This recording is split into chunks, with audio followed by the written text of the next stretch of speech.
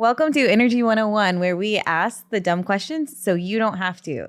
Today, we have Justin Hayes. He is a reservoir engineer, and he is the, vice president of reservoir engineering and data science at Flow. And today, we're going to frack around and find out. Justin, thanks for joining us and laughing at us. I laugh quite a bit, but thanks for having me. Me too. So this is going to be great. We'll just giggle all the time. Yeah, that works for me. Oh, no. Gigglers. Yeah. But no, for me, not a problem at all. But yeah, thanks for having me. I'm excited. Right. So I'm super excited because I just love when we have a topic where it could just be like blank 101. You know, we had Bobby talk about data and oil and gas, energy, everything. It's like, it seems simple. It's one word. You can't just say data 101. What the hell does that mean? Yeah. You say fracking 101, you know, I think fracking is a little bit more easy to break down, even though it is super complex and stuff. Yeah. But why don't we start off with that? You know, I think most people who don't know much about energy kind of understand what fracking is. Like they understand that you're going in the ground and making a big boom, basically. And some people think it's good. Some people think it's bad. It's obviously super complex. I mean, why don't we start off with what maybe people think the fracking industry is and what it really is in kind of a simple way. Yeah. So there's two versions of fracking that kind of exist in the world. There's the public version, and then there's what petroleum engineers think of. And we'll stick with kind of the public definition for most of this. But from a public perspective, first I'd start with the moral case, just put this on the table. Because of fracking, what most people think of as fracking, we've basically met oil demand growth out of the U.S. globally for the last decade or so, which is pretty impressive. Single-handedly, we've provided all the oil growth of the globe. Most of that coming from the Permian Basin. So, it's critically important to oil production, clearly. So then what is it? Mainly what people are thinking about when they're thinking about fracking is a new version of oil and gas drilling and production, which involved turning horizontal beneath the surface and then doing what us engineers think of as actually fracking. So that was part one, drilling. And then part two is what we would call fracking, which is pumping down fluid with some additives, usually mainly sand. Think like beach sand, roughly. And using pressure to open up the subsurface, open up the rocks down there, which helps us produce more oil. And the reason why that was necessary is because we ran out of, not completely ran out of, but we were struggling to find new resources of much easier to produce oil. So basically, fracking was a conversion of the industry from where we didn't need as much capital to produce oil and gas to where now we need much more capital to produce the same amount of oil and gas due to these techniques. Yeah. I mean, literally before fracking, it was like you drill a hole, get everything you could out, and that was it. You're shit out of luck. Fracking lets you go in there and get more, right? Yes. As simple as that sounds. Yeah, as simple as it sounds, it's true, though. I mean, it allows us to go to areas where we knew there was oil that wouldn't produce on its own, basically, or wouldn't produce without such a complex technique of drilling horizontally and then adding this fracture stimulation on top of that. So, from my perspective, it's just a new generation of the oil and gas industry we've known. It's, it's just taking the next level of technology and applying it and getting more production. Yeah, I mean, technically it's a very old technique because they used to just throw TNT in a hole, right? Is that old school fracking? Is that actually a thing? Did they used to do that? Yeah, so we've done a lot of different things. One of the interesting things, I grew up in Colorado, one of the things you'll hear, and you can look it up, is we've even put a nuke down hole, like an actual nuclear bomb. Put it down hole. Well, that's not a good idea. No, it was a terrible idea. And those wells don't produce. But like we've done a lot of different things through time. Yes, it's been things like TNT. What we would call fracking today is a much more controlled technique, where we do use what would be most closely approximating like a demolition charge. It's called a perforation gun, where it's like a focused cone that pushes a hole about, yay big for anybody listening, the size of a quarter roughly. And then that's what we're pumping the water through, right? So yes, we used to use really, rough techniques, but like now it's a much more controlled, highly engineered technique, where everything's pressure contained and generally quite safe. Are they still explosives though inside of that? The shape charges are, Okay. the perfs are. Those It's like are a gun, basically right? explosives. It's like- yeah. It's like multiple on the perf. Y'all call it a perf gun, right? Right. And it's multiple shots, and it's just like, Yeah, right? I mean it's like a gun, but not a gun. We do call it a perf gun, or perforation gun. But it's not really a gun in the sense like it's not actually shooting a bullet. It's a demolition charge where it's like it is an explosion, so it's like a gun in that sense, but it's a shape charge which basically punches a hole through the cement and the iron tubular goods as well. So it doesn't really behave like a gun. They used to use actual guns, but those don't actually work very well. It's like No Country for Old Men, or when he uses that weird device that like kills cows or something. I need to watch. I don't remember that part. I think it like the guy, he walks around with like some device, and it's like all I think it does is blow air like crazy fast, where it just goes go. Oh yeah, okay. I think it's kind of. He's like, no. Nah, it's not really like that. It's trying to kind of relate. like that, but no, I get it. You're just trying to relate. It's all good. It's its own thing. No, it's its own thing. I'm trying to think of the easiest way to relate it. No, you're totally explaining it. Yeah, you're explaining it. Yeah, that was well. great. Isn't it? They put it down like the Wireline people Yes, it's run on the Wireline. perf gun Yes. Mm-hmm. down the hole. That's correct. So it's yeah. like they use the Wireline to make it go down. Yeah. Well, so it's on Wireline, but it's not necessarily to make it go down. Gravity is really what's helping you out there, Okay. or you're pumping to help move it down the hole. But it's mainly on Wireline so that you can activate the charges when they're in place. Okay. You need a way to communicate with your gun down hole. Right. Yeah. Okay. But yeah, so once we've done the perforation part of it, then the real fracking part of it is really just pumping fluid. And you're using pressure completely to break the rock and access the resource. So it's not really an explosion, even though a lot of people think of it as like an explosion. It's more like it's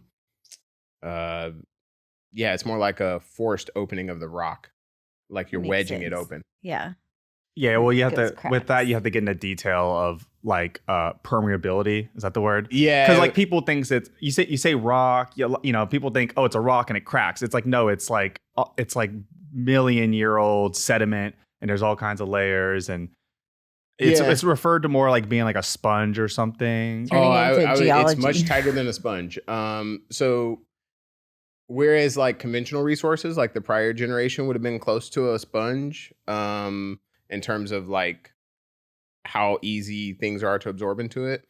What happened when we went to fracking, unconventional resources, is it got so tight. So think of it as, how like when you drop water on cement, it doesn't disappear immediately. It kind of sits there. Think of it as tighter than that. So like if we dropped water on the kind of rocks that we're producing oil out of now, it would just sit there roughly forever. Not literally, but like to our eye, it would feel like forever. Because it's just so much tighter. And yeah, that's permeability. That's how we measure it. That's the ability for fluid to flow through porous media. Sorry, engineer hat came out for a second there. No, I was about to say this is turning into like geology 101. Yeah. This is gonna be all about the rock. We're gonna get if we get into permeability and stuff like that, we're gonna get and porosity, pretty deep. Yeah, right? Permeability, porosity. Porosity is the capacity or like the open area. Permeability is the ability to flow through it. Okay, so you go down, you shoot whatever. It's not really an explosion, but it is that. It is an explosion, but it's not like a. It's a forceful like opening. Yeah. And then you pump down the water or some kind of liquid. Yes. Then that kind of forces the oil out. No, so what we're actually doing is think of it as like we're building the highway. So we've opened up these highways into the rock, right? So we've got these fractures. That's where the name actually comes from, is fractures. We've opened up the rock. We've created these fractures. And really what those fractures do is act like highways back to us. Okay. So what actually forces the oil out is the in situ pressure. So there's pressure in these rocks due to having lots of stuff sitting on top of them, basically. And we use that pressure to produce it back to us. So it's not really the fracking that makes it produce. What the fracking does is allows it to produce easier, so that we don't have to suck as hard. We can get more production out using the same amount of energy. So how, once the oil is being pumped out, how do you separate all like the sand, all the water, all the other? Yeah. Also, I wanted to kind of pair the two together. Sand and water are heavily used in fracking. Correct. Just overall, combined with her question, like what is going on here? What's the sand doing? What's the water doing? Yeah, so this is highly debated. Oh, this isn't scientific? Well, I mean, there's science to it, right? But the thing you have to keep in mind about oil and gas in general, and what actually attracted me to the industry in the first place, is like we never actually get to see what we do, right? When we're talking about fracking, we're talking about generally being at least a mile beneath the surface. And then we're talking about potentially being a mile to 2 or 3 or even 4 or 5 now. Some people are doing miles away from that. So we're talking about something that's happening potentially 5 miles away from us that we can never actually go touch, right? So yes, there's a lot of science, and there's lots of smart people working in labs with PhDs and stuff, and they're testing things and constantly developing theories. It's still not exactly known, from the sense like we can't just go watch it. We don't know exactly what's happening. So there is debate, but generally the water and the sand have different purposes. So the water generally creates the fracture. So it opens the rock, creating pressure. It forces the rock open.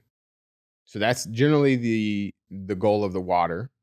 And we're using water in a very broad term right now. There's potentially additives in the water depending on what type of frack you're talking about. And then there's sand in that water. So we're pumping down sand at the same time. And what the sand is for is there's lots of pressure on these fractures that we've created. And what the sand does is it keeps those fractures open. That's really all it's supposed to do. So like there's lots of force on this rock that we've opened up. And then as we produce that water back, as we start producing oil out of that rock, that pressure is pushing on that frack. So the sand is supposed to keep it open. That's the idea. So then, where the debate is, how far does the sand go? How much of the frack is it keeping open? How much sand do you actually need? How much water do you need, et cetera? That's where the debate starts to happen. So I like it.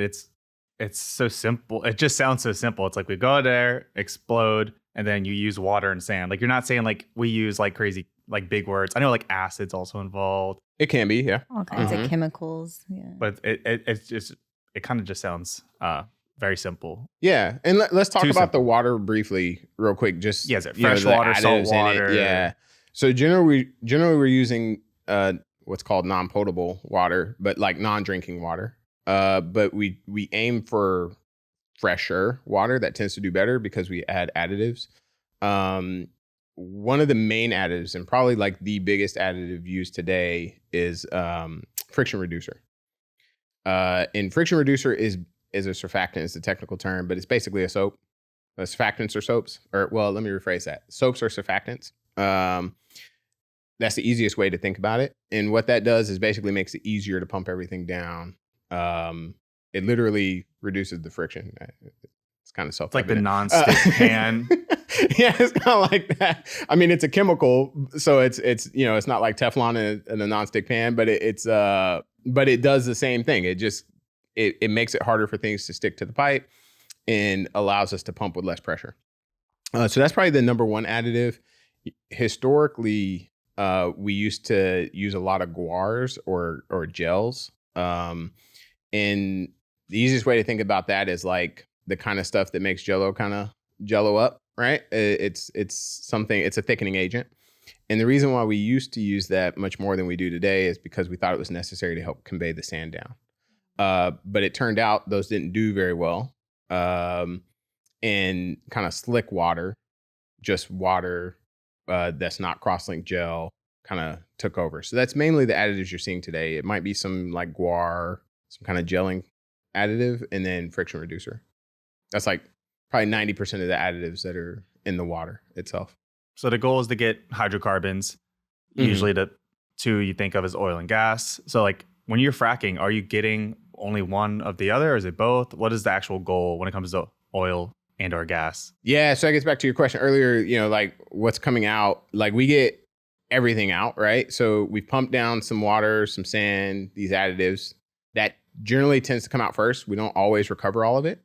And then we're getting gas, water. So natural gas, like think like propane style natural gas, not like gasoline gas, water and oil. So like produced water comes out a ton, like more, you probably get more of that than you do. Yeah, we get much more produced water than what we put down generally. So how, like, that's not the same water that you frack with. That's just more water from the earth. Yeah. And what do we do with it? So it's a problem, right? Yeah. Well, it's a cost for us. Right? You like and don't some people like inject it back in? Yes. So, okay. So first, the amount of that water that comes back is highly dependent on the field that we're talking about. So, if I were to go to Eagleford, which is South Texas, versus Midland, we were talking about Midland earlier, like we're going to see much different amounts of produced water coming back versus, say, Williston, which is in North Dakota. That sees even more. So if we're kind of rank those, Eagleford tends to produce the least. Midland, Permian Basin produces kind of in the middle, and then Williston produces more generally. Nobody coming for me, please. Broad speaking here.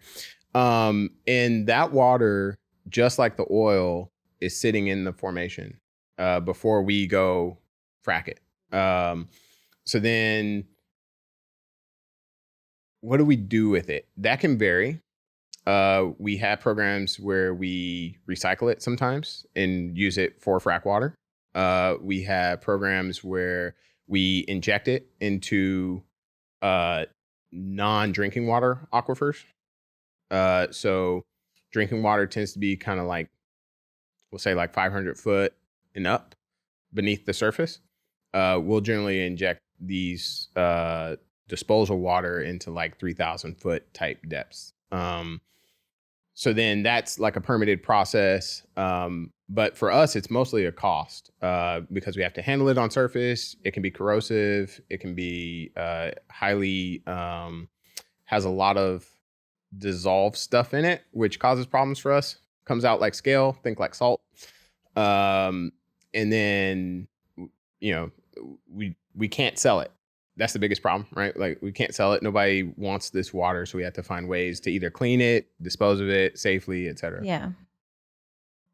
So you brought up horizontal drilling earlier, and I kind of wanted to transition to a whole segment about this. So sure, yeah. I got a little. I'm going to preface this, so bear with me. So what we're going to talk about is the shale revolution. Yes, which is a big moment that happened. What, like 2012, 2007. So I would say the shale revolution really started, and there's a great book about this called Meet the Frackers. Great name. By it's like Ben Stiller. No, it's a great book. I'll look it up. Yeah, I think his name is Greg Zuckerman. I want to say. I'm editing this, so I highly recommend the book. You're looking at it now. Thank you. But basically, what started unconventional shale revolution and fracking, really, in the context that I'm using it, was the combination of horizontal drilling. So we had drilled horizontally before or directionally before. And then we combined that with what engineers would call fracking, which is the actual pumping of the water on vertical wells. On vertical wells. We combined these two technologies, right? So both of these technologies existed prior to shale plays. We were drilling horizontally, we were drilling directionally, and then we were fracture stimulating vertical wells as well. And then Mitchell Energy, working in the Barnett Shale, a play I worked briefly. Where's the Barnett? Barnett is Roughly? basically underneath Dallas. Cool. And then west. Sorry, I'm not very good at cardinal directions sometimes. But yeah, so basically think Dallas and west. So then if you, they tested the idea of horizontal, well, not really tested. They were testing fracture stimulations. They made a mistake and did a slick water job. It was an error. Like they What's didn't a slick water job? So slick water just means we didn't put the gels in. Okay. Like I was describing a little bit earlier. And that's what makes it slick, as opposed to a gel job. So they pumped a slick water on accident. And then they realized like, hey, that well is our best producer in this field. So like they combined that with horizontal drilling, and that created the Barnett Shale, which was a natural gas play. And that was the start of the shale revolution. That was really the first time that we had done fracking to produce unconventional wells, or shale wells, or sorry, I use those words interchangeably. Right. They all mean the same thing to me. So this is a huge moment because it unlocked more complex basins like the Marcellus, right? Right. Natural gas is just blowing up, and helps phase out oil and coal and everything else because, I mean, natural gas is literally like straight from the ground. Like it's almost not processed, right? You still have to process a little bit, but it depends, right? So like say you want propane, everybody's familiar with a propane tank, then you have to process it to get out just the propane. But if you're thinking about just a general electricity source, yeah, it's minimally processed. We do process to get more valuable stuff out of it. But that same natural gas goes into basically synthetic fibers. Like I have a friend who works in chemical engineering. He produces synthetic fibers. Like they use natural gas. It basically replaced coal over the last, I guess it'd be like 20 something years. And then not fully replaced coal, but like almost. You look at charts. You look at charts from the EPA, and like there's like a literal X where like it goes down, it goes up. Absolutely. And worldwide, like gas has changed the world with the creation of LNG, which is liquefied natural gas to import to export to countries who don't have like the most efficient energy mix. And then countries are still developing and going through legislation. Can't say that word. Like Australia, they're having like a huge play that I've been tackling for a year. Working with Brian Sheffield. And it's still not like, I feel like no one's still talking about it. Like, like the regulations are being passed and these countries are like finally having access to all their gas. And they're, you got like Guyana, who they have all the gas offshore, and like they're going from like a nobody country to like super rich and wealthy. Like a lot of countries are doing this in the most recent like decade. Like it's very crazy all over the place. If we stick more domestically, let's talk the Marcellus. I from my understanding, there's a huge basin there, right? Like spreads over the entire Appalachia. Yeah. And I guess it's always been kind of hard because of the terrain there, but the shale revolution, has that made that easier? Horizontal fracking, all that. Like why is the Marcellus so huge now? Well, the Marcellus is huge mainly because it is probably now the lowest cost source of that natural gas growth you just described. Okay. So let's back up a little bit. Yeah, please. Going back to the Barnett. Well, let's talk about what did natural gas look like before the Barnett. Before the Barnett, when I was first entering oil and gas, natural gas prices were like $12 an MCF. Wow. It's a real thing. That's insane. Yeah. And we were, and at the company I was working at the time, Anadarko, we were building an LNG plant for import into the lower 48. So you probably saw me smile a little bit while you're describing LNG, because I was like, yeah, I remember when we were trying to import LNG, not export it.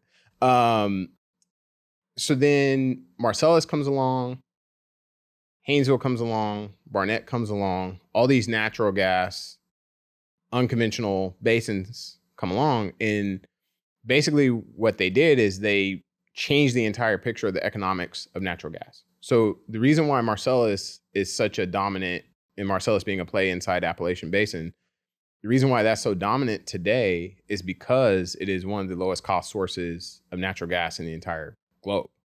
And it's really because unconventional resources unlock that. Like if we were to go drill that vertically, yeah, we get some gas, but it wouldn't be economic like it is now with fracking, with, horizontal drilling, hydraulic fracturing.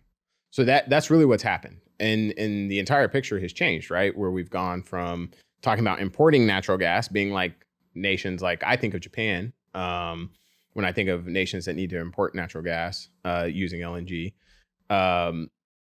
We went from being a nation like that when I was first entering industry to a nation where like we're trying to build, 25 BCF a day of natural gas, of LNG plants along the Gulf Coast to start exporting to other countries. And you have Tokyo Gas buying assets in Haynesville because they see it as a way of securing their natural gas demand for the future. So we've completely changed the natural gas picture for the last 20 something years just by doing hydraulic fracking or fracking.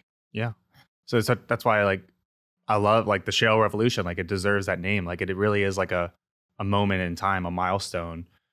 And absolutely. Yeah. I mean, sorry. I was going to say, do you have any stats on what we were producing pre-shale revolution? I know that kind of puts you on the spot, but. Well, I'll put it this way. I don't have stats, not off the top of my head, but the Marcellus has grown something like 30 BCF over that time frame we discussed. And when I say BCF, that's BCF per day, which I'm trying to think of the B in there is billion. Yeah, the B in there is billion. Yeah, it means a lot. It means I'm trying a lot. to think of scale for that. Yeah. Long story short, it's a crap ton. That's the technical term. It's a crap ton. But no, it's a lot. It's hard to explain. Like when you're thinking about the natural gas at your house, I mean, you're talking about a standard cubic foot, and we're talking about billions of those, right? So it's a lot. It's enough to have taken what was a very scarce resource, demanding $12 an MCF, which is 1,000 cubic foot, to something that now, for a long time was like $2, $3 an MCF, and now is still, even though it's run up a little bit, floating around $4, slightly beneath $4. So it's been a huge boon to the United States, to the point where, like I said earlier, we've got foreign countries trying to invest into our resources to lock in some of their own needs for the future. And like we discussed earlier, replaced coal just because it was cheap, basically. Of course. So not only did Americans kind of we kicked off that whole shale revolution, right? That's that was our thing, right? We also we kicked off LNG, right? Here in Houston. Is that accurate? I don't want to be on record saying that, because I feel like that's probably not accurate. I don't know. That's cap, Jacob. Colin always talks about there's a guy, I don't know his name. I mean, the technology may be originated here, but I would say other countries have been much more reliant on LNG than us. So that's why I get nervous about that. Yeah. And I don't know. Just to be clear, I don't know. Are you talking about fracking or LNG? I'm talking about LNG terminals. Where know. You get the big old tankers and you turn the liquid back into gas. Yeah, we should probably describe what LNG is for anybody listening, because we've talked a lot about LNG. It's basically how you just transfer the gas, you shrink it by liquefying it, and it's super complex and expensive and crazy. Yeah, but it allows us to ship it from here to Japan or to New Zealand or wherever, right? Because we could then fit it on a boat. Trivia question. Do you know how many days that would take? To get from here to... Let's say Houston to Japan, roughly. Oh, I don't know. I would guess probably close to a month, something like that. I think on a graphic I saw recently, it was 21 days. Yeah, that feels right. Okay. But I don't know that because I'm in LNG. What's funny about that is I know that because just shipping goods around the world, that's where I was thinking about. Yeah. Maybe they're a little slower. I mean, they're big ships. They're very large ships. Yeah, so let's get back on fracking. Yeah, sorry. Because LNG can have its whole episode. Yeah, so it actually I have should. some questions that just kind of come to mind. By the way, we do ask dumb questions here, so It's all good. let me ask something. I don't know why it seems like different, but do we frack offshore? Do we frack offshore? The technical, like if you're asking an engineer, they would say no. But do we pump water and sand offshore to complete wells offshore? Yes, we do. But it's not what we would call fracking. It's what most people would call like a gravel pack type completion. So no. The short answer is no. Is all offshore conventional technically? To date, it is. But there has been what would I call it? Like exploration of the idea of doing unconventional resources in the offshore environment as well. I feel like that's not to date, talked it's about all- a lot. No, it's not talked about a lot because it's seen as stupid levels of expensive. So it wouldn't be economic today, but in a world where oil is much more expensive or the technology becomes less expensive, then it would start making sense. But Okay. yeah, no, I mean, I've worked on projects where we were looking at directionally drilling offshore wells to tap more resource. So it's being talked about, just not Okay. publicly. Getting back on shore. What's it called? Yeah, onshore. Yeah. That was a funny pun. It's very punny. I thought you were joking at first. I'm sorry. Very punny, Jacob. I'm not sure. What are electric fracks? Electric fracks. Is this like a modern, This better E-Fracs. E-fracks? Yeah. We mostly call them e-fracs, but electric fracs are so when we're pumping the fluid in the sand, we have these large pumps. Generally, they're powered by diesel or something like that. Think like 18-wheeler motor driving a pump. An electric frac basically says I can use electricity to drive those pumps, which is cleaner.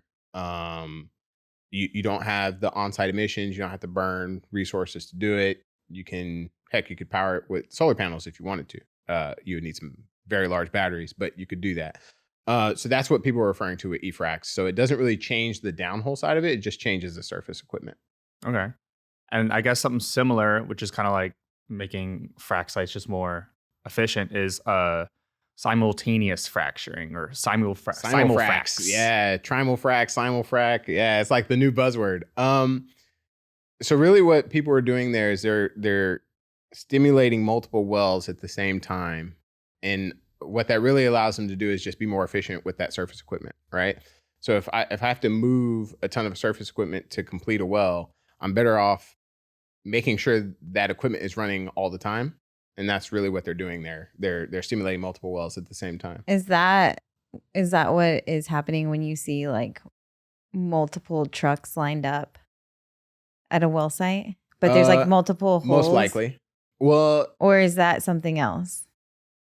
if you're seeing multiple trucks and they're all They're lined lined up up. neat, yeah, and they're all lined up neat, you're seeing connected fracking. to like one in the middle. Correct. Yeah, you're seeing fracking. Okay. On multiple wells or like Even that could even be one well. So it does Oh. require multiple trucks Okay. to do even one well. It's a lot of force. That's crazy. It's a lot of force. It's a lot of energy that we use to frack a well. I feel like I need to be invited to a frack job.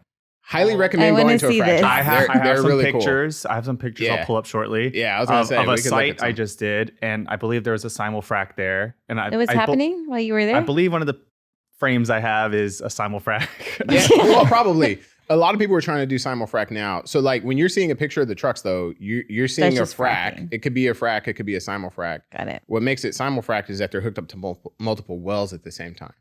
But generally now, there's multiple wells even on a single frac job site. They're just treating one of them at a time. What makes it a simulfrac is that they're treating multiple wells Got at it. the same time. Are you going to ask about refracts? That will be the third one. Sorry. So, yeah. That's what we're hearing now. We're hearing e-fracs, simulfracs, and refracts. Refracts. Yeah. Refracts, And yeah, refracts are refracts big. is literally the perfect name. It's like you're literally refracking, or is Correct. It is No, a hot that's topic. That's Yeah. basically it. Now, there's someone who's a specialist in refracts. They would have bones to pick with you on that broad characterization because there's multiple ways to refrac a well. But yeah, refrac basically says I'm going back to a well that's been fracture simulated, it's been fracked, and going and redoing it because I feel like I can get more resource out because my original frac wasn't as good. That's all a refrac is. Is there anything we're missing? Like that's kind of like at the state of fracking that we're at, right? Pretty much. I Any mean, buzzwords. The big state of the art or the big buzz right now is the simul-frac stuff. Refracs are growing, but you don't hear them talked about as much in my world, which is kind of public investor world. We just don't hear about them as much. But there's tons going on now, and that's probably it. Yeah. Okay. So I'm sure I'm forgetting something. I got one more question before we go into like some on-screen stuff. Okay. Basically, I have some photos from a shoot I just did in Midland, and then I got a fun, unrelated thing because I had a colleague of yours give me a little heads up on a fun thing we could do. Okay. So it's either cars or food. Let's talk. Exactly. That's what I'm known for. Let's do politics Okay. because Dangerous. I know. Where are you going? So energy is very political. You know, there's save the planet. There's we gotta do this. So what else we can't live off Energy solar. poverty. Yeah. Mm-hmm. Energy poverty. And yeah. something you'll learn, especially with Kamala trying to win last year, was she famously denied or like was against fracking. And everyone's like, well, she better say she's for it if she's seriously consider running. And of course, she had an interview and she said, yes, I approve of fracking, whatever. Yeah. And it's like, well, yeah, no shit. Because once you learn about fracking and how important it is, like we basically need it, and you're not going to win anyone over if anyone who actually understands how energy works and energy poverty works is, yada yada. I mean, famously, you can find dozens of like panels or speeches, whatever, from Obama, like absolutely praising fracking, natural gas. And well, I think let me talk about that briefly, real quick. I think people forget that, like, people. Well, I may be going where you're about to go, but like, I talked about when I first joined the industry that, natural gas was like $12 in oil on roughly my start date, or basically the month I joined the oil and gas industry working full time was July 2008. And the oil price at that time, unadjusted for inflation, was $145 a barrel. That's the peak all time oil price. Insane. And quickly oil. followed by. Well, then what happened right after that is fracking took off and basically then suppressed price in natural gas and oil since then, right? So we've been under this huge boom in terms of the resource. And, like thinking back to Obama's time frame, right? That's around the time frame Obama gets elected. And you're talking about a time when we went from, the big buzzword at the time was energy independence. Yeah. Like, people forget this phrase, but like, I remember organizing, we had this guy named Robert Bryce, who is a energy pundit at my school, Colorado School of Mines. We brought him in to talk about energy independence because it was a major concern. It was like, where are we going to get our future energy needs that are costing us $145 a barrel and $12 an M, which are roughly, in inflation adjusted terms, you're talking about like 2 to 3 times current prices. So think about your gas at the pump being twice as expensive, 3 times as expensive. Think about, your energy use at home being 2 to 3 times as expensive. That's the kind of world we were living in. So then, of course, politically, you can't really make the statement that we can't use this stuff because it's been such a big boom for the United States, right? And that's kind of where I started with the moral case, because to me, within my lifetime, within my professional career, fracking has basically taken a resource that was getting to the point where it's unaffordable for the average American and made it affordable, right? And made it affordable to the extent where we were able to replace coal on the natural gas side of the equation, right?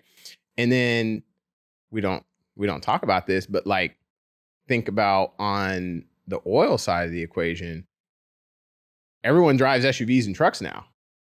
Like, Toyota is projecting to sell, I think it was like 60 or 80% of their vehicles in the United States will be a truck or an SUV now. So if we were in a world where gas prices were 2 to 3 times as more, we wouldn't be able to afford the cars that we're driving today. So anyway, that's why I started with that, because I think when people think about fracking, they're not thinking about that side of it. Like, we've not done a good job of talking about it. And honestly, that's why I wanted to talk about fracking, because I feel like it's been a huge game changer. Yeah. Yeah. I mean, basically, it just, you look at Obama, Biden, and Kamala literally changing her mind. There's a reason that they don't oppose fracking, and you won't find any world leader doing that. I have an off-topic statement. Yeah. Go for it.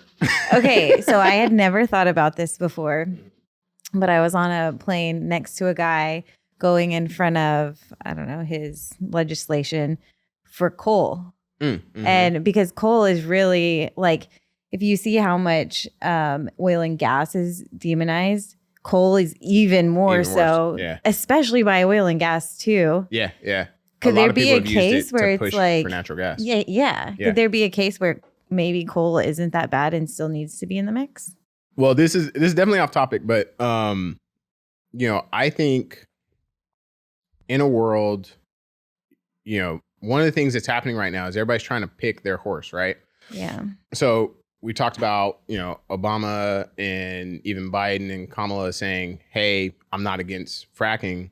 But then on the Republican side, we're seeing, okay, well, I need to kill renewables. And, if we think about a world where, that alternative universe where we hadn't found unconventionals, right? Or the world where we may be in the future if unconventionals become scarce, where natural gas prices are $12 an M and oil prices are inflation adjusted something like $200 a barrel today, then we're in a world where we need renewables too. And we need coal and we need anything biofuel. We can get. We need anything we can get, right? Like, and I think that's one of the things that I wish we were a little bit better about understanding is, like, we've never really done what we call an energy transition. There's only been one successful energy transition at the global scale, which is the move away from well oil. That's the only one. So let's think about that. Chuck's we favorite still topic. Burn. Yeah. But it's true. Like, we still burn the same amount of biomass that we did way back before oil and gas really took off. Like, we're still burning that same amount today as a fuel source, right? So we're talking about like trees, like stuff like that. Poop. Right? Yeah, or poop. Wood. Yeah. Like, we're talking about burning stuff that you think of when you think of like the Stone Age. And we're still doing that. And everybody's trying to make an energy transition happen to their chosen source. But, like, that's probably not the right way to think about it. The right way to think about it is probably like, hey, how do we get as much of all the above as possible? Because we've never lived in a world where we could actually transition. And care about the global, I think, situation rather than, I feel like Americans definitely just think about America. And it's a privilege, and they don't realize that, like, yeah, we have a lot, and yeah, absolutely. We can't, like, deprive other countries of that, because I don't know. It's just crazy to me. Well, and going a little bit closer to topic. Yeah. Trying to keep Jacob happy. Spin it back. I'm working on it. No, but seriously though, one of the things that will likely happen soon-ish in that world where, say U.S. resources do become scarce, then we're going to have to do fracking elsewhere, right? Basically, North America, so U.S. and Canada are the only places we're really doing it. We do some in South America and Argentina, the Vaca Muerta. And that's basically it. But there's oil everywhere. Is that because they ban it, or they just haven't tried it, or it's just different rocks? Yes, and yes. It's all the above. Like, so as an example, UK has banned it because they were exploring it at a time where it was very contentious even here. Yeah. So then they just banned it, and they haven't really gone back to, they haven't re-explored that. We've had moratoriums on a state level, I believe. Yeah, we like have. New York. Yeah. New York is still moratorium as far as I know. I'm not a regulatory expert, so don't quote me on that, but I know I'm on a podcast. But seriously, I think so. There's an entire county of the Marcellus that you can't access because it's underneath Pittsburgh, basically. Yeah. That county has banned it. Where I'm from, Colorado has explored many times, not necessarily banning it, but creating an environment where it was so hard, it would be too hard to really exploit. Basically, they're creating what's called a setback rule, so you can't do fracking within a certain distance of something. So yeah, it's been a very contentious topic, and again, that goes back to why I wanted to start with the moral case. It's like it has been one of the biggest forces in my lifetime in making the world a better place. So then how do we get that message out? I think is pretty important, just as much as like, what is it? Right. Cool. All right, let's wrap this up. Yeah. You got pictures. Oh. So this is our new tally book. Yeah. If you want one, you'll have to figure it out. You'll have to frack around and find out. You'll have to frack around and figure it out. Yeah. Anyway, can you explain to me why there's no K after the word frack here? Yes. So everyone publicly calls it frack with a K, but in industry, it stands for hydraulic fracturing, which there is no K in fracturing, the word. So it's just basically frack apostrophe, right? So in the industry, we always just call it frack. So how do you spell fracking? Like, how do you personally spell fracking? So fracking is with a K. Fracking is with a K. Is not a K. Yes. And then frack is how you weed out who's in the industry or not. That's actually pretty accurate. that is roughly it. So if you see someone spell it without the K and they just spell frack, then you can pretty much assume they work in the industry. Right. If they spell it with a K, you can assume they don't work in industry. And they hate it. Yes, generally. If somebody's talking about fracking outside the industry, they generally do hate it, unfortunately. But again, that's why I wanted to talk about the moral case for it. But then, me personally, I use all of the above. Actually, it just depends on who I'm talking to. I always spell fracking. Like if it's fracking, I spell it with a K. Yeah, fracking almost always. I think it looks so silly with an apostrophe. People do that. Or like phrasing. I feel like with the apostrophe, you're just being kind of passive aggressive. You are. It's like, let it go. It's okay. Yeah. Anyway, it's engineer's favorite topic though. All right, so I just went to Midland. And You it had was really cool trip. I went to TCU with the students, and we showed them like some conventional pump jacks. Went to a drilling rig and went to a frac spread. Okay. And so here's some stills from the frac spread. Very jealous I didn't get to go. I know. And we're just going to be like, what is this? Can you explain what these like boxes are and these rigs and yada yada? So here we go. Okay. Here's kind of the whole thing. Yes. So my favorite thing is those little things sticking out the ground. They're all like colored. The multicolored ones. Yeah. Are they have you seen that before? It's like a stylistic thing. This is a new thing that's probably happening because of simulfrac, honestly. But no, I've not seen a multicolored like this. It's cute. So cute. It's like appealing. Not in person. Sorry, I've seen pictures, but yeah, not in person. It's probably though because of simulfracking. Okay, we'll get a Is that three different wells? Well, six actually. I see 6 wells. Oh, yeah, I didn't so see you've got those the 3 orange, the backlinks. yellow, the green, the red, the blue, and a silver. And what they're what are these fracking? huge cranes doing? Are they in the middle of like installing them still? So the cranes look like they're holding some equipment on standby. Okay. So the one on the right looks like a set of BOPs, honestly, is what that looks like, which is interesting. But I can't see for sure. Right here? Yeah, that one is what I'm talking about. On the left, I'm not sure what that is. Okay. And some trivia or whatever. What do we nickname these? So generally they're just called trees, or a frac tree or a frac head. But You're not saying the word. Yeah, I'm Christmas curious. trees. Oh, Christmas. Yeah, I don't use the word Christmas when I talk about trees. Sorry, but yes, they are generally called Christmas trees. Okay. I didn't know they were called Christmas trees. Yeah, because they look kind of like Christmas trees. Not this version, but when you have a producing version on, without the frac equipment, it's kind of shaped. Triangular like a tree. So that's where that name came from. Next slide. Okay, so we talked about sand. Sand, This is the sand, right? Yeah, this is the and sand. like you said, it's like This is beach literally sand. it. That's Yeah, what it looks like. I kind of want to sled down it. It's kind of like beach sand. Yeah, it's a little more standardized than beach sand, but yeah. Okay. Looks like But yeah, no, that's the Monahans. sand, and you've got like the conveyors are basically pushing it to the hoppers that will feed the pumps. So it's going through the hoses? It will eventually go through the hoses, yes. It's like some kind of conveyor system, maybe. Well, the conveyor is just taking it probably from the mound. So they probably have something off screen. I see it now. So they're using the dozer. You can see the edge of the dozer on the right. getting it from the pile, putting it into this conveyor, pushing it into these hoppers, which will eventually feed the pumps going downhole. Okay. That's a good picture, Jacob. Yeah, that is a good picture. This is a frame from a video, actually. So we got that. You killed 4K, it. Yeah. No, that's a great picture. Okay, this is my favorite thing. Yeah. So I feel like all of it has been your sorry. favorite Go for thing. it. I wish there was a video because these black things here, they They vibrate. Yeah. It's like, what is it called?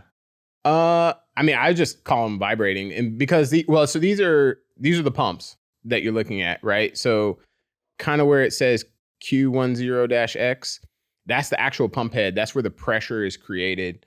And then you're probably just seeing the hoses vibrating from the pump cycling. Mm-hmm. So there's multiple valves in there, and you can see how many valves roughly. It looks like 5. But the vibration is literally just the stroke of the pump. Okay. So the faster it's vibrating, the more the pump is stroking. Yeah. These, I think Nikki was calling them like a blender or like a mixer because it's kind of stirring whatever's in there around, right? All 10 of these are coming from the blender. Oh, okay. Yeah, so that's a little weird, but or I'm just maybe misinterpreting it. She knows what she's talking about. Yeah, But, it's kind of goofy looking because all the little black things all move at their own rate, and it just kind of. I need to see a video. It kind of looked fun. Yeah, I have to see the video, but is this a frac? basically Is this what the on a hoses frac are Mm-hmm. feeding from is the blender where like the sand and the chemicals come from, and then it goes into the pump, and then after that you're in hard iron because of the pressure. Okay.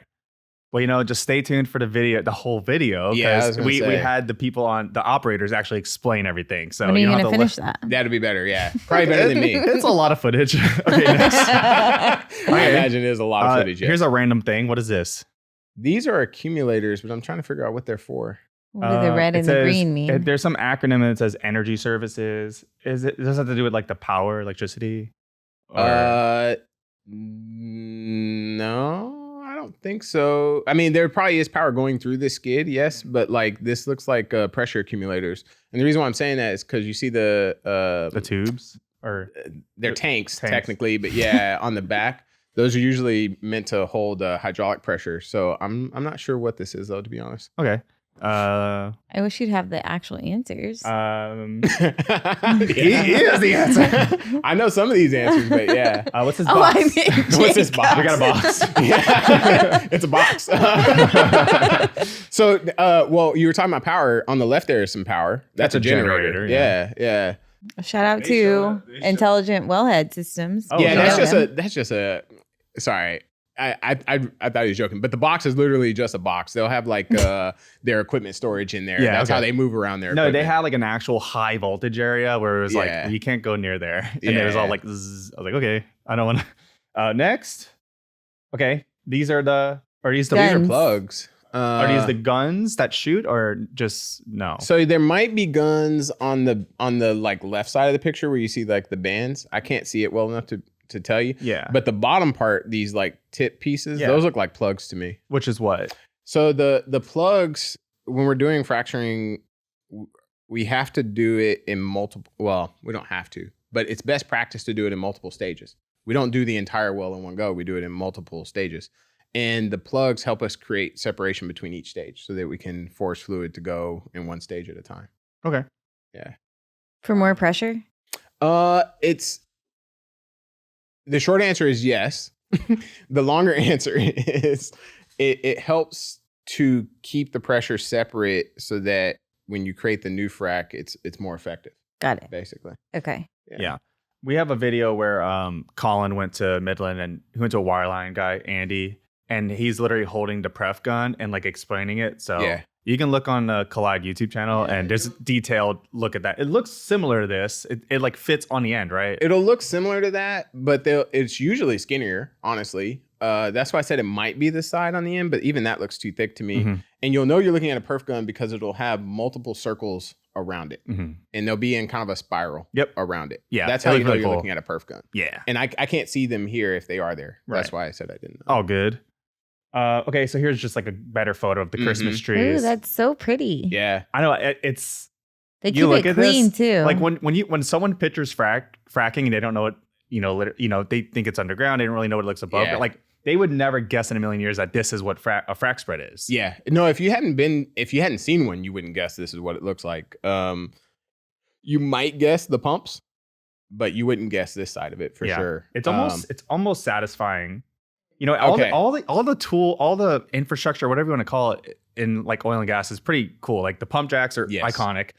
Drilling rigs are my favorite. Just like it's just big old tower, and like you picture like the old towers like on this frame here, you know, like the Santa Rita, you know, but like or like Spindletop. Now, you picture, but now like wood. You know, like there, you know, what's the word? There will be now blood. It's all iron like this, right? Yeah, and then versus like the guys are in the middle just clamping it, like so cool. So also metal. the wind turbines out there. I absolutely love driving out to Midland and just seeing you have like a rig and then the huge turbines that make the rig look tiny. Look tiny, No, the turbines are huge. Yeah, it is. I'm obsessed. That's like my favorite. Like I pick that view over mountains.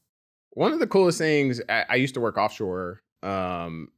To me, the offshore rigs are really cool. I don't know. That's always been my favorite. Every time I look up stock footage or photos, I would love it goes straight to go to offshore. Yeah. Just to see it. Yeah. Yeah, I worked offshore for a few years and great food. The rig. Well, it's funny because basically the chefs offshore are the guys that used to work on like cruise ships. That's usually where they hire them from. So yeah, That's funny. It's great food, but it's not good for you food. That's for sure. Funny. But yeah, the offshore rigs and the offshore production facilities are really cool. But I mean, it's just like this, right? Like most people are not really familiar with what it looks like. Yeah, I like the colors until you get out there. Yeah, the colors. I like touch. That. No, I am impressed how clean it is because it is so dusty out there. Yes, it is very dusty out in Midland. Oh, I did want to circle back. So they were BOPs. They were wireline BOPs. You can actually see them sitting on top of the blue tree. Okay. That was one of the first pictures where the crane was holding something. Yeah. Yeah. So this was one of the things it was holding. They're wireline BOPs. And BOP is blowout preventer. Basically, it's valves that help maintain safety at the well site. That's what they do in the ocean too, right? We do them everywhere that we're doing anything where we're dealing with high pressures at surface. We use BOPs to help control them. It's just a safety device. Mm-hmm. If all's going well, you don't use them. Cool. They're in case of emergency, break glass. Use your BOPs. Awesome. All right, I think we're wrapping it up here. Yeah, it was the last one. Yeah. So what is that's this? Actual wireline unit. Exactly. Yeah. It's a very nice wireline unit. Very clean. Yeah. My favorite part is that, I mean, what you're looking at is a truck with a giant ass spool with fancy wire. Well, does this one even have the truck on it? Or is it just a trailer? On wheels? It's on wheels. Well, it's on wheels, but like where do you drive don't see the it? truck. Yeah, it is a trailer, right? Yeah, I think it's just a trailer hooking up. Not back in my day. Back to the ones I'm used to, they're smaller and they are literally just a truck. Think like a U-Haul truck size. Yeah. Wow. So it's not even on its own trailer like this. This is That's big. how I've seen them as well. Yeah. Only that. I wonder, this was like a real job? Or was it like a No, this is a real job. Looking demo? at it, this is absolutely a real the job. thing about Wireline, and we're literally going to have Marcellus on this week, who is a Wireline, and we're going to talk only about that. But it's I mean, well, this is probably E-line too, which means it has power conveyance through the line itself. So that might be part of why it's so big. Right. Wireline's part of E&P, like it's one of the first things you do to like check out the hole, but then you use it again for fracking to put the stuff down. Like it's like a double whammy, dual use job, right? And then even after the well's on production, we'll use it again for like diagnostic purposes or to like change downhole equipment. Very useful tool. Basically, it just allows us to access inside the wellbore. Cool. Well, yeah, I think one of the funny thing about it is that here, like this line, it just went towards the Christmas trees. Like you can just like touch it and grab it. And I'm like, I don't know if I should do that. Probably not. Especially not if it's E-line. Don't do that. But yeah, like you know, I don't know if OSHA should see this. But like it is like 8 feet high, but like anyone can kind of touch it. I'm like, well, usually weird. They'll have like along that path. Usually they'll have like warning signs like, hey, don't go in here because it can be moving pretty fast. That's why you don't want to touch it. If it's E-line, it can have power, high voltage going through it. Cool.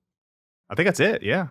Awesome. All right. Well, well, you got to see a lot of cool stuff. That's a good trip. Yeah, we got a video where there's a lot more, and they're explaining to us over very loud noises. So yeah, it's really cool. Yeah. It is loud. Were the pumps going while you were actually out there? I don't know how to tell. Well, If it was loud. really loud, chances are they were. Well, no, you said the blender was active, so Yep. yeah, they were going. The pumps are going Oh, if the cool. blender's active. All right. Well, I didn't feel anything in the ground. You know, I did write down a stupid question, a dumb question, which is, do you feel the fracks? Like, Oh no, 20,000 feet down, like, yeah. and they set them off. Like, are you going to actually feel that? No, we actually have to use specialized equipment, which this could be another topic you could cover. Microseismic. It's kind of nerdy. Microseismic. Ooh, we've done Yeah. it. We've done an episode on that Oh, before. you did? Yeah, Nice. Yeah, okay. Oh, wow. So yeah, microseismic is the idea, like just like you can measure an earthquake, that's seismic activity. We can measure the frac activity at a micro level because they're micro seismic events. That's where the name comes from. But yeah, so because we're cracking the rock just like a earthquake, just at a much smaller level, you have to use specialized equipment to measure it. That's what microseismic is. Cool. I think that's it. Cool. Justin, thanks for coming on. Yeah, Thanks for thanks for having fracking me. around and finding out. You guys in the frack around. I love it.